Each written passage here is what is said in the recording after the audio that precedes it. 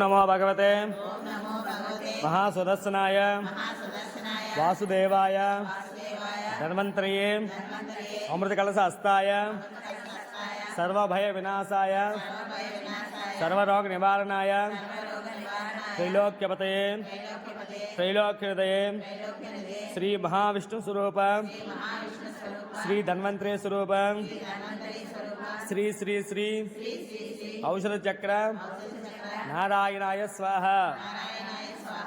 ओम नमो भगवते महासुदर्शनाय वासुदेवाय धन्वंतरये अमृतकलशहस्ताय सर्वभय विनाशाय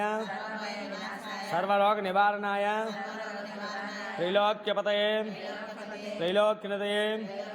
श्री महाविष्णु स्वरूप श्री धन्वंतरि स्वरूप श्री श्री श्री औषध चक्र नारायणाय स्वाहा। ओम नमो भगवते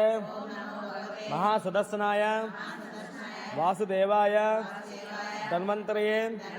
अमृतकलशहस्ताय सर्वभय विनाशाय सर्वरोग निवारणाय त्रैलोक्यपतये त्रैलोक्यहृदये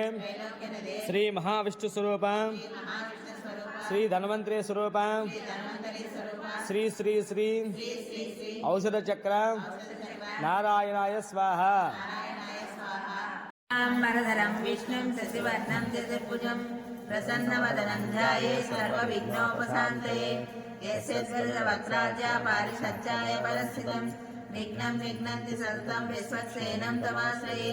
व्यासं वसिष्ठनप्तारां शक्तिं पौत्रमकल्मषम् पराशरात्मजं वन्दे सुगतातं तपोनिधिं व्यासाय विष्णुरूपाय व्यासरूपाय विष्णवे नमो वै ब्रह्मनिधे वासिष्ठाय नमो नमः अविकाराय शुद्धाय नित्याय परमात्मने सदैकरूपरूपाय विष्णवे सर्वजिष्णवे यस्य स्मरणमात्रेण जन्मसंसारबन्धनात् विमुच्यते नमस्तस्मै विष्णवे प्रभविष्णवे ॐ नमो विष्णवे प्रभविष्णवे श्रीवैशम्पायन उवाच श्रुत्वा धर्मानशेषेण भावनानि च सर्वशः युधिष्ठिरस्तान्दनवं पुनरेवाभ्यभाषत युधिष्ठिर उवाच किमेकं दैवतं लोकेकं वाप्येकं परायणं स्तुवन्तकाममर्चन्त प्रार्थयामानवासुभं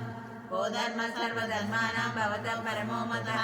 किं जपन्मुच्यते जन्तु जन्म संसारबन्धनात् मन्दारमिन्दिरानन्दकन्दलम्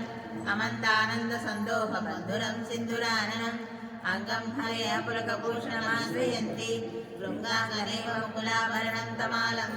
अङ्गीकृताखिलविभूतिरपाङ्गलीला माङ्गल्यदातुमं मङ्गलदेवतायाः मुक्तामुहर्विदधते वदने मुरारे प्रेमाद्रपाप्रणिहितानि गतागतानि मालादृशोर्मधुकरीव मौङ्गलेय सामे श्रियन्ति सुसागरसम्भवायाः विश्वामरेन्द्रपदविप्रमदानदक्ष आनन्दहेतुरधिकं मुरविद्वशोऽपि ईशन्निशीतमयीक्षणमीक्षणादम् इन्दीवरोदर सहोदरमिन्दिरायाः आमीलिदाक्षमधिगम्य मुदा मुकुन्द